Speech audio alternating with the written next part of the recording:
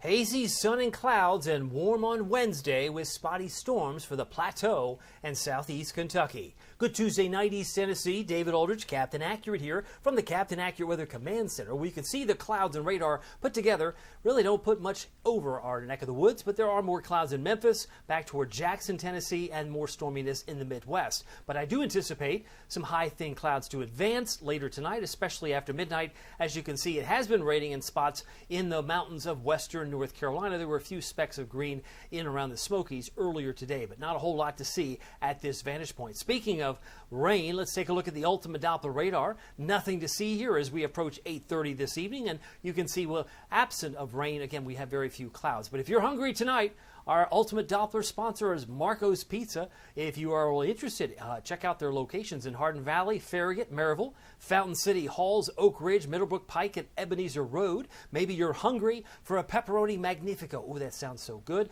And maybe for lunch tomorrow, a new Pozzoli. I would suggest the pepperoni and sausage. It's delicious. I've had one of those most recently, and they're very, very filling. But you might want to check that out tomorrow, if not tonight. Radar shows very active weather in the Midwest. We're talking about tornado watches in a burgundy reddish color. This includes Texas County, Missouri till midnight tonight Central Time. St. Louis is included till midnight. Places like Iowa till 9 o'clock Central. We now have tornado watches around Milwaukee, Green Bay until midnight Central Time. And you can see there are some tornado warnings that are popping up in places like Dane County, Wisconsin. So it's a very active situation, and this was expected that we would see a ramping up of the tornadoes midweek into the week, especially in the Midwest as the cold air clashes with the warm. We'll talk about that here momentarily when I actually show you some snow potential in places you wouldn't believe going into Memorial Day weekend. Meanwhile, the big picture showing about 30,000 lightning strikes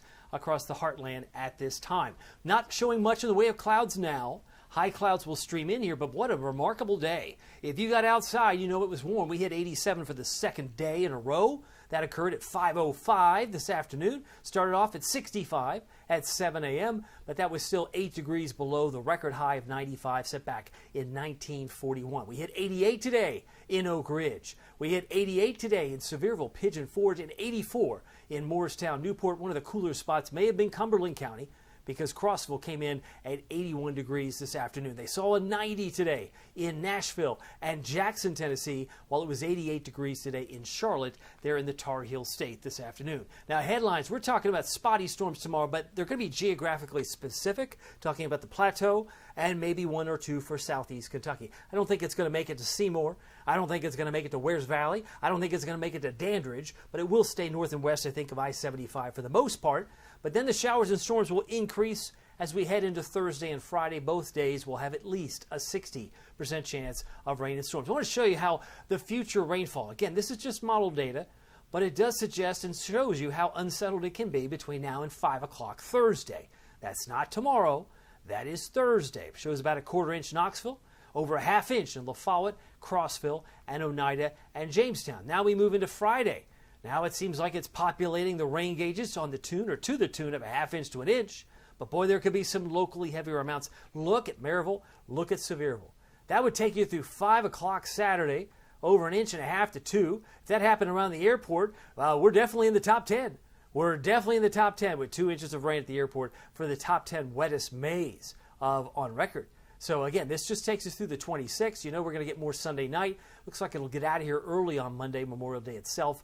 So just pack your patience. Won't rain the whole time. But if we get 1.7 to 2.4, and those are the numbers that are suggested here from Knoxville to Maryville, we've got a very interesting month for sure. Now, I want to show you something in snow potential. And you say, what does this have to do with tornadoes? What do you need? What are the ingredients to have tornado activity? Well, you need warm, humid air from the Gulf of Mexico. We usually get that with no problem this time of year. But are you and would you expect to find 1 to 2 feet of snow in places like Minnesota, just across the state line? And look at Idaho. Look at Wyoming. I mean, they're talking 10, 15, 20, 22 inches of snow. And that's going into the month of June.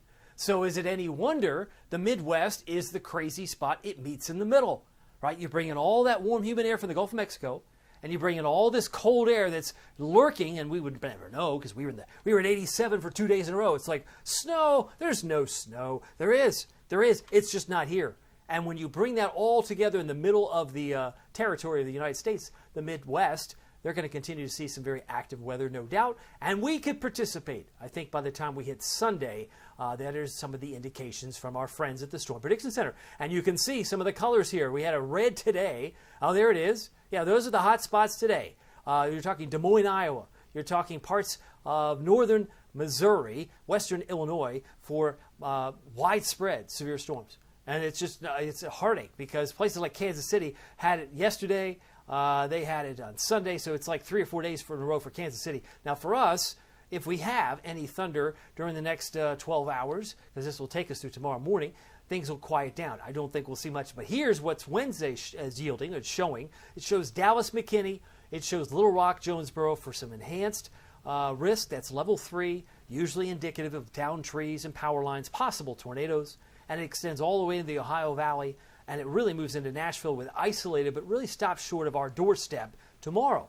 But once we move into Thursday, there's a bit of a pullback. Dallas, Little Rock, Oklahoma City, some hot spots for scattered severe storms. But I do see some evidence by the time we hit Sunday of this weekend, even some isolated storms on the I-95 corridor. You don't see that very often, but that's what's projected here as we head into Thursday. Here might just be some general thunderstorms and some gully washers. But let me show you the futurecast. This is tonight at 11.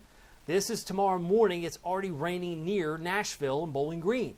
Now, if it makes it past I-75 to the east of it, I'd be surprised because it looks like it falls apart, most of it anyway.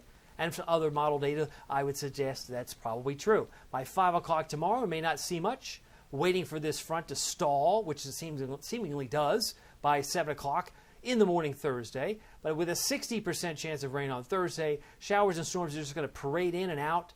So pack your patience. It'll be rainy at times going into Thursday, Friday, and you can see why, as these showers and storms associated with these fronts are slow to exit. Once they're here, they are here. Future visibility shows some fog in Tazewell tomorrow morning, maybe around Union County, Granger County, and maybe northeast sections of Knox County, maybe Harriman. Again, this doesn't always line up, but it's a good template as to what to expect tomorrow morning in terms of patches of fog or reduced visibility. Tonight we're down to 64. It's a humid night. More high clouds mainly late. I can tell you this, temperatures again, normal low would be about 58. We're in the mid-60s for many of us, low 60s for Morristown. The coolest spot may be Middlesboro, as they may be dipping into the mid to upper 50s. Wednesday, 85, hazy sun and clouds, spotty storms for the Plateau as it falls off on my text line there. But southwest winds 5 to 10 plus during the course of your Wednesday. High temperatures 85 for Oak Ridge, an 87 in Athens. Would not surprise me, but an 80 for Jamestown, Crossville, Oneida, I think is more in keeping with what we'll see. 84 for Morristown and Middlesboro for your Wednesday afternoon high temperature. Let's take a look at the Captain Accurate Weather Authority forecast for Knoxville, East Tennessee with the Memorial Day in view. 80 for Thursday, 78 for Friday.